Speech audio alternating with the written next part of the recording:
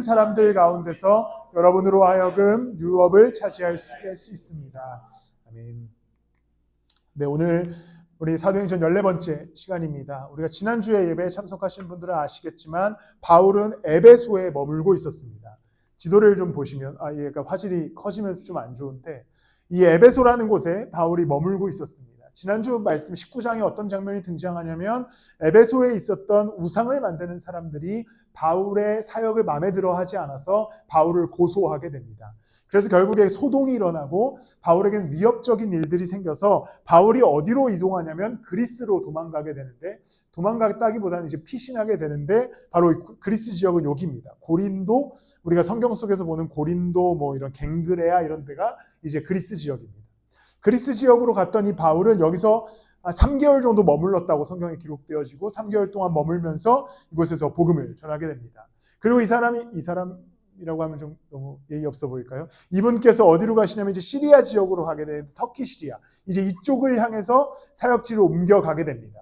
그러면서 이제 마케도니아 지역을 거쳐서 이렇게 돌아서 다시 에베소로 가고자 하는 계획을 가지고 그가 걸음을 옮기기 시작합니다.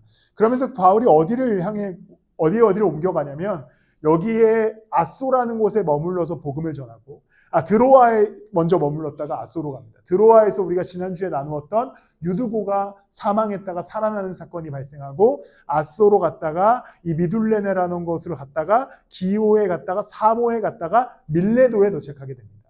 바울의 여정이 20장에 그렇게 등장하게 돼요. 그래서 20장에 보면 밀레도에 도착한 장면이 오늘의 이야기입니다. 오늘 우리가 함께 나누고자 하는 이야기는 이 밀레도에서 발생하는 이야기인데요. 바울이 이제 밀레도에 도착해서 그가 목표로 했던 곳이 어디였냐면 에베소를 향해 가기로 마음을 먹었습니다. 그런데 바울이 기도하다 보니까 성령께서 어떤 마음을 주시냐면 에베소에 가지 마라 라는 마음을 주십니다. 대신에 빨리 예루살렘으로 가라 라는 마음을 주시죠. 이제 예루살렘에 가서 예루살렘의 교회 지도자들과 함께 회의하고 또 사역의 방향을 결정하는 것이 더 나은 결정이겠다라는 생각을 함으로써 바울이 밀레도까지 왔는데 굳이 에베소를 가지 않기로 결정합니다. 대신 어떻게 하냐면 에베소에 있는 장로들, 교회의 지도자들을 밀레도로 오라고 시켜요. 밀레도로 와라. 내 이야기를 좀 들으러 와라 라고 이야기합니다. 그래서 이제 우리가 오늘 함께 본 본문이 어떤 내용이냐면 이 바울이 밀레도에서 마지막으로 바울의 이야기를 들으러 온 에베소의 장로들에게 고별 설교를 하는 장면이 오늘 본문의 내용입니다. 바울의 설교의 중심 주제가 뭔지 아십니까? 우리 더 이상 못 볼 거야. 우리 이제 마지막이야. 라는 이야기를 해요. 바울도 굉장히 감성적인 사람이었나 봅니다. 우리 더 이상 볼 수 없어. 나 이제 죽으러 가거든. 그러니까 우리 마지막이다. 내 설교를 잘 들어. 라고 이야기하면서 마지막 고별 설교를 합니다. 그래서 마지막 20장 마지막 절에 보면 어떤 내용이 나오냐면 껴안고 울었다라는 기록이 있어요. 우리 마지막에 껴안고 울었다라는 기록이 있습니다. 이러면서 이제 마지막으로 바울이 성도들에게 어떤 이야기를 해야 되는가에 대한 이야기입니다. 그러면서 오늘 설교의 제목이 잘 사는 법에 관해서 이야기를 나누죠. 왜 설교의 제목이 잘 사는 법이냐면 바울이 에베소 교인들과 마지막 작별을 하면서 에베소 교인들에게 어떤 이야기를 해야겠습니까? 가장 중요한 이야기를 하겠죠. 왜냐하면 이제 더 이상 볼 일이 없으니까요. 지금처럼 뭐 카톡을 할 수 있는 것도 아니고 전화를 할 수 있는 것도 아니고 뭐 어떠한 연락을 할 수 있는 방법이 없었기 때문에 마지막으로 가장 중요한 이야기를 해야 했기에 바울의 오늘 설교가 우리에게도 똑같이 적용되어져서 가장 잘 사는 법이 무엇인가에 관한 이야기를 함께 나눠보고자 합니다. 에베소를 떠나기로 결정한 바울이 성도들에게 이야기합니다. 우리가 오늘 함께 나누었던 말씀인데요. 나는 이제 하나님과 그의 은혜로운 말씀에 여러분을 맡깁니다. 하나님의 말씀은 여러분을 튼튼히 세울 수 있고 거룩하게 된 모든 사람들 가운데서 여러분으로 하여금 유업을 차지하게 할 수 있습니다. 바울이 누구에게 성도들을 맡긴다고 이야기합니까? 하나님의 말씀에게 맡긴다고 이야기합니다. 보통의 우리는 어떻게 생각하죠? 교회 지도자가 자신의 사역지를 내려놓고 떠날 때 다음 사역자에게 이 리더십을 맡기죠. 우리 성도들을 잘 부탁합니다. 우리 양떼를 잘 부탁합니다. 그런데 오늘 바울은 어떻게 이야기하냐면 내가 너희들을 위해 다음 지도자를 세워줄게 이렇게 이야기하지 않아요. 어떻게 얘기하냐면 여러분 은혜로운 말씀에 여러분들을 맡깁니다. 말씀 위에 튼튼히 세워가십시오라고 얘기합니다. 뭐 그냥 곁다리 이야기로 이 에베소는 이 다음에 디모데라고 하는 우리가 잘 알고 있는 바울의 제자가 와서 에베소 교회를 또 사역하게 됩니다. 이렇게 얘기할 수 있잖아요. 바울이 내가 디모데에게 여러분들을 맡깁니다. 디모데 말 잘 들으십시오. 디모데가 비록 어리지만 디모데 이야기를 잘 듣고 교회를 잘 세워가십시오. 그렇게 얘기할 수 있었겠지만 바울은 교회를 향해 어떻게 얘기하냐면 은혜로운 말씀에 여러분을 맡깁니다. 하나님의 말씀은 여러분을 튼튼히 세울 수 있습니다. 바울의 부재, 대단한 리더십이었던 바울의 부재를 교회가 아무런 타격 없이 채울 수 있는 방법은 하나님의 말씀이었습니다. 성도들 한 사람 한 사람이 하나님 말씀 안에 거하고 그 말씀으로 살아가기를 부단히 애쓰고 말씀 위에 자신들의 삶을 튼튼히 세워나갈 때에 교회가 흔들리지 않음을 바울은 분명히 알고 있었기에 마지막으로 에베소 교인들을 향해서 이야기하기를 말씀 위에 서라라고 얘기하는 것이죠. 결국에 교회와 성도들의 삶에 진짜 중요한 것은 바울의 존재 유무가 아닙니다. 어떤 특별한 대단한 리더십의 존재 유무가 아니에요. 성도들이 하나님의 말씀을 온전히 따라가고 있는가? 말씀을 제대로 이해하고 공부하고 있는가? 그 안에서 자신들의 삶을 녹여내고 있는가? 말씀대로 걸음을 옮기고 있는가가 교회가 제대로 세워지는가에 대한 명확한 증거가 됩니다. 제가 화요성수에서는 우리 교인이 아닌 다른 교회 성도들에게 설교하기 때문에 어제 이런 한마디를 던졌습니다. 성경을 공부하지 않으면 사역자들을 괴롭히라고 얘기했어요. 왜냐하면 사실 교회에서 사역자들이 막 열정을 가지고 말씀을 안 가르치려고 해요. 왜냐하면 제 생각입니다. 사역자분들 실제로 그런 생각을 하는지 모르겠습니다. 본인들도 공부하기 싫거든요. 그냥 본인들이 설교 하나는 할 수 있는데 성경 공부를 시키기에는 에너지가 딸리는 것 같아요. 제가 어제 설교하면서 말씀에 관한 이야기를 하면서 사역자를 제발 괴롭혀라. 사역자를 괴롭혀서라도 성경을 공부해라. 왜냐하면 말씀이 우리의 인생을 유일하게 튼튼히 세울 수 있는 방법이라고 성경에서 이야기하지 않습니까? 그런데 우리 교회는 반대. 목사가 성도들을 괴롭힙니다. 성경을 읽자. 성경 좀 보자. 성경 공부하자. 하지만 또 우리 성도들은 굉장히 강하기 때문에 흔들리지 않죠. 굳건하게 서 있습니다. 성경을 절대 공부하지 않겠어. 농담입니다. 어쨌든 당시의 교회에도 현대 교회와 마찬가지로 어떠한 리더십이 교회의 주인이 되거나 혹은 어떠한 가치관이 교회의 주인이 되거나 어떠한 분파가 교회의 주인이 되는 문제들이 여러 번 있었습니다. 권사님과도 함께 보는 고린도전서에서도 바울파냐, 게바파냐, 아볼로파냐라고 하는 문제로 사람이 주인이 되어서 교회를 잡아먹으려고 하는 시도들이 있었습니다. 그때의 바울이 고린도전서에서도 이야기하지만 이 사도행전에서도 마찬가지로 이야기하는 것은 다 필요 없다. 말씀으로 세워주면 된다라고 이야기합니다. 고린도전서 4장 6절에서도 그렇게 얘기하죠. 말씀에서 벗어나는 거 아무것도 이야기하지 말라라고 얘기합니다. 여러분, 우리가 이 인생을 잘 살 수 있는 유일한 방법은 살아있는 하나님의 말씀을 읽고 묵상하며 따라가는 것에 있습니다. 우리가 읽는 성경은 제가 지난번에 설교 때도 이야기했지만 죽어있는 하나의 글이 아닙니다. 어떠한 소설이나 어떠한 문학작품과 같이 남겨져 있는 지혜서가 아니라는 겁니다. 공자의 말씀이나 어떤 노자의 이야기처럼 그냥 어떠한 사람들의 지혜가 담겨져 있는 게 아닙니다. 분명히 성경에서 이야기하기를 하나님의 말씀은 살아있고 운동력이 있어서 골수를 쪼개고 비틀 만한 힘이 있다라고 이야기합니다. 그렇다면 우리는 이 땅에서의 삶을 살아가는 동안 어떠한 지혜로 살아가야겠습니까? 살아있는 하나님의 말씀으로 살아가야 하는 것이지요.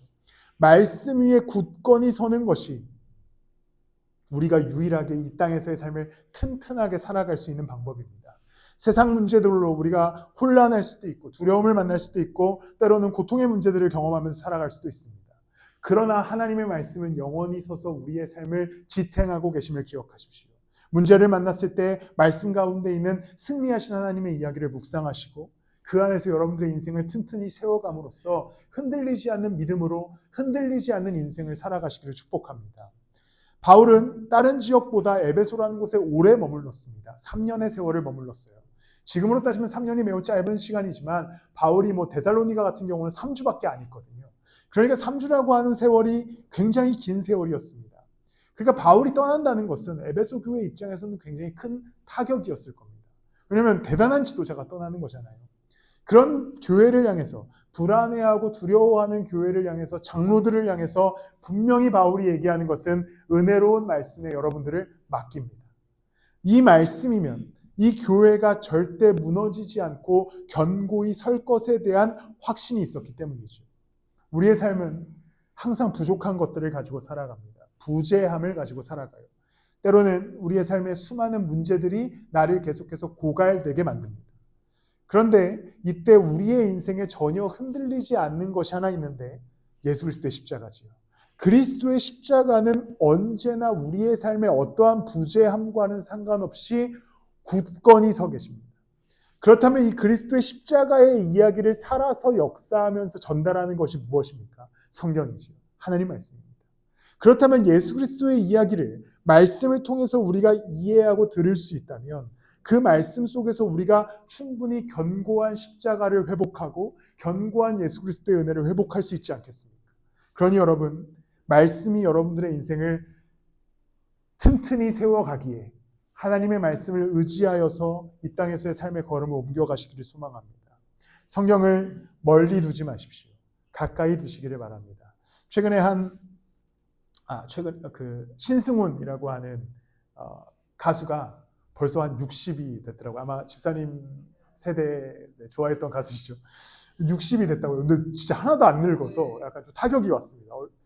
나는 왜 이렇게 늙었는가에 대한 고민을 하게 됐는데, 신승훈 씨가 어떤 이야기를 했냐면 작곡을 하니까 악상이 떠오르면 바로 뭔가를 이렇게 만들려고 집 안에만 피아노를 3대를 뒀다고 하더라고요. 그래서 침대 바로 옆에 항상 피아노를 두고 자다 깨서 생각나면 바로 치려고, 그걸 보면서 와, 인사이트가 팍 있었습니다. 나는 성경을 지금 저희 교회 컨셉처럼 집 안 곳곳에 둬야겠다. 깨서 뭔가 말씀이 떠오르면 펴서 읽어야겠다. 그 뒤로 사실 실천하지는 않았습니다. 그냥 그 듣는 동안 그런 생각을 했던 것이죠. 그건 뭐 좀 과하지만 말씀을 우리 옆에 항상 둘 수 있어야 됩니다. 설교로서 들을 수 있고 읽음으로써 들을 수 있고 또한 공부를 통해서 들을 수 있는 이 견고한 하나님의 말씀을 우리가 분명히 따라가는 여러분들이 되시길 축복합니다. 분명히 우리에게는 기도해야 하고 또 우리는 교회를 이루어야 하고 수많은 신앙의 요소들이 우리의 인생에 필요합니다. 그런데 그 인생의 토대가 되는 것에 대해서 성경 속에서 항상 이야기하는 것은 하나님의 말씀이다라고 이야기합니다. 성경 안에서 기도하시고 성경 안에서 예배를 회복하시고 성경 안에서 진짜 바른 공동체를 이루어가심으로써 진짜 그리스도인으로 회복되어지고 세워가시는 여러분들이 되시기를 축복합니다. 그러면서 바울이 잘 사는 법에 대해서 첫 번째로 성경에 관한 이야기를 했다면, 말씀에 관한 이야기를 했다면 이제 두 번째 이런 얘기를 하게 됩니다. 그가 욕심 없이 살았다라고 이야기하면서 나는 텐트를 만들면서 열심히 검소하게 살았다라는 이야기를 하면서 이제 35절에 성도들에게 이렇게 얘기합니다. 나는 모든 일에서 여러분에게 본을 보였습니다. 이렇게 힘써 일해서 약한 사람을 도와주는 것이 마땅합니다. 그리고 주 예수께서 친히 주는 것이 받는 것보다 더 복이 있다 하신 말씀을 반드시 명심해야 합니다. 바울이 항상 성도들에게 이야기하는 것은 나는 여러분들에게 본을 보였다는 겁니다. 나를 따라와라 라는 이야기를 자주 하죠. 어떻게 보면 바울의 굉장히 대단한 자만심이죠. 야, 나만 따라와. 뭐든지 할 수 있어. 나만 따라오면 제대로 살 수 있어. 이렇게 보여집니다. 그런데 우리는 이제 성경을 좀 앞으로 좀 가보고자 합니다. 20장 22절에 보면요. 바울이 누구를 따라가는지가 나오는데요. 22절 말씀을 보면 보십시오. 이제 나는 성령에 매여서 예루살렘으로 가는 길입니다. 거기서 무슨 일이 내게 닥칠지 나는 모릅니다. 바울은 성도들에게 얘기합니다. 나를 따라와. 나를 본받아. 근데 바울은 누구를 따라갑니까? 나는 성령을 따라간다라고 얘기하죠. 성령에 매여서 예루살렘으로 간다. 결국 바울이 성도들에게 나를 본받아서 따라오라고 이야기하는 것은 너희도 나처럼 성령을 따라가라고 이야기하는 겁니다. 성령을 의지하여서 걸음을 옮겨가라는 것이죠. 그의 계획, 그가 다음 도시를 어디를 갈지 어떤 일들을 할지에 대한 결정은 다 성령께 간구함으로써 기도하고 그가 인도하시는 대로 걸음을 옮겨갔습니다. 바로 이어서 23절에 보면 다만 내가 아는 것은 성령이 내게 일러주시는 것뿐인데 어느 도시에서든지 투옥과 환난이 나를 기다리고 있다는 겁니다. 바울의 이야기가 이거예요. 성령이 나를 예루살렘으로 인도하실 거야. 근데 난 분명히 알고 있어. 성령께서 나를 투옥과 환난 가운데 거하게 하실 거라는 걸 알고 있다라는 것이죠. 그러니까 바울은 성령께서 나를 인도하셔서 내 삶이 좀 잘 풀릴 것 같아. 이렇게 얘기하지 않습니다. 성령이 나를 인도하시는데 거기에 분명히 투옥과 환난이 기다리고 있다는 걸 안다고 얘기해요. 그러나 그가 그 길을 갈 수밖에 없었던 이유는 무엇이냐면 성령이 자신을 인도하기 때문이죠. 왜냐하면 성령 하나님은 유일한 하나님이시고 그를 유일하게 가장 바르고 완전한 길로 인도하실 수 있는 분이었기 때문입니다. 그러면서 이제 24절에 이렇게 얘기합니다. 그러나 내가 나의 달려갈 길을 다 달리고 주 예수께 받은 사명 곧 하나님의 은혜의 복음을 증언하는 일을 다 하기만 하면 나는 내 목숨이 조금도 아깝지 않습니다. 바로 이 길은 주님께서 주신 사명이자 성령이 이끄시는 길이었음을 바울이 이야기합니다. 그리고 동시에 다시 33절로 가서 바울이 이야기하기를 너희도 나를 본받아라 라고 이야기하는 것이죠. 여러분, 우리가 따라가야 할 삶의 걸음, 잘 사는 방법은 내가 판단한 대로, 내가 가치를 둔 대로, 내가 생각한 대로 결정하고 걸음을 옮기는 것이 아니라 우리를 위해 일하시는 성령께 먼저 나아가서 묻고 기도하고 그가 말씀하시는 것을 듣고 말씀 가운데 받은 응답으로 걸음을 옮겨야만 우리는 가장 바르고 적당한 길에 설 수 있는 것이지요. 우리는 내 삶을 걸어가는 가운데 내가 먼저 걸어가고 성령께 도움을 구합니다. 내가 먼저 열심히 살아가요. 이것저것 다 해볼 거 해보고 잘 안 풀린다 싶을 때 그때 기도합니다. 아니, 뭔가 잘 안 된 것 같습니다. 도와주십시오. 그러면 하나님께서는 좀 억울하시지 않겠습니까? 왜냐하면 내가 다 충분히 이야기해주고 싶고 충분히 내가 말해주고 싶은데 하나도 듣지 않고 있다가 갑자기 문제가 생겼을 때 하나님께 나아가서 하나님 도와주세요. 굉장히 큰 문제지 않습니까? 저희 이제 요새 저희 둘째가 빨대로 만드는 장난감을 가지고 놀아요. 아내가 주일학교 예배 때 썼던 건데 이렇게 빨대와 2인부를 연결하면 이렇게 집 같은 걸 만들 수 있습니다. 사진을 준비했으면 좋았을 텐데 근데 진짜 지 맘대로 만들어요. 자기는 집을 만들겠다. 아빠 내 집을 만들 거야. 맘대로 만드는 거예요. 괴상한 물건이 되어 있어요. 그러면서 이제 그때서야 저를 부르죠. 아빠 좀 도와줘야겠어. 그리고서는 제가 그때부터 이제 그걸 이제 설명서가 있습니다. 설명서를 보고 다 이렇게 딱딱딱 조립을 해서 만들어줍니다. 그러면서 이제 제 딸이 얘기하죠. 역시 난 잘 만들어. 라고 얘기해요. 아빠는 뭘 몰라? 라고 얘기하죠. 너무 화가 나요. 왜냐하면 내가 만들었는데 이놈의 자식은 다 지가 했다 그러는구나 이런 생각이 듭니다. 그러면서 생각했습니다. 우리가 항상 이런 기도의 패턴을 갖고 있지는 않는가. 내 삶을 열심히 살아갑니다. 내 마음대로 살아가요. 그리고서 막 내 삶이 다 뒤틀어졌을 때 그제서야 하나님을 찾습니다. 하나님 도와주세요. 삶이 망가졌습니다. 내 삶을 좀 어떻게 건져내 주세요. 그리고 나서 하나님이 건져내 주세요. 그러면 어떻게 얘기합니까? 역시 내 결정이 옳았어. 우리는 똑같습니다. 결국에 아버지와 하나님 우리를 자녀 삼으신 것은 아마도 이 육신의 부모와 자녀 관계가 동일하게 하나님과 우리 관계에 적용되기 때문인 것은 아닌가 늘 저희 딸들을 보면서 늘 생각하게 되거든요. 그렇지 않습니까? 하나님은 우리와 항상 함께 걷기를 원하시고 우리에게 말씀할 준비를 마치셨고 성령께서 우리와 영원히 함께 하시면서 우리와 걷기를 원하시는데 우리는 하나님의 뜻과 하나님의 말씀, 하나님께 나아가는 것에 대해서 완전히 잊고 삽니다. 내 마음대로 사는 것이죠. 내 뜻대로 삽니다. 기도한다고 뭐가 달라지겠는가? 우리가 성령을 이렇게 구한다고 뭐가 변하겠는가라고 하는 의심부터 가지고 하나님께 나아가기 시작합니다. 그런데 우리가 삶의 모든 걸음과 여정에 있어서 기도의 자리를 찾고 성령에 매이기를 노력하고 성령께서 우리에게 구하고 우리에게 바라는 바를 찾음으로 걸음을 걸어가기 시작할 때 우리는 선한 길 위에 서서 그가 인도하시는 가장 완벽한 길 위에 올라타서 걸어가게 될 줄을 믿습니다. 고린도전서 2장 11절에 바울이 이렇게 얘기합니다. 사람 속에 있는 그 사람의 영이 아니고서야 누가 그 사람의 생각을 알 수 있겠습니까? 이와 같이 하나님의 영이 아니고서는 아무도 하나님의 생각을 깨닫지 못합니다.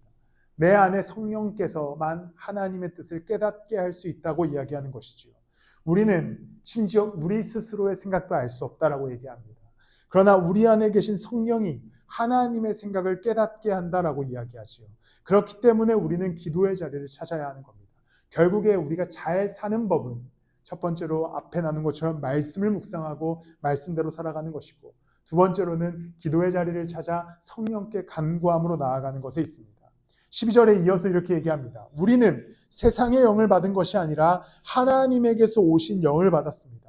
그것은 하나님께서 우리에게 은혜로 주신 선물들을 우리로 하여금 깨달아 알게 하시려는 것입니다. 이제 하나님께서 우리에게 주신 무수한 선물들을 성령을 통해 깨달아 알게 하신다라고 이야기하는 것이죠. 여러분, 우리 기도해야 합니다.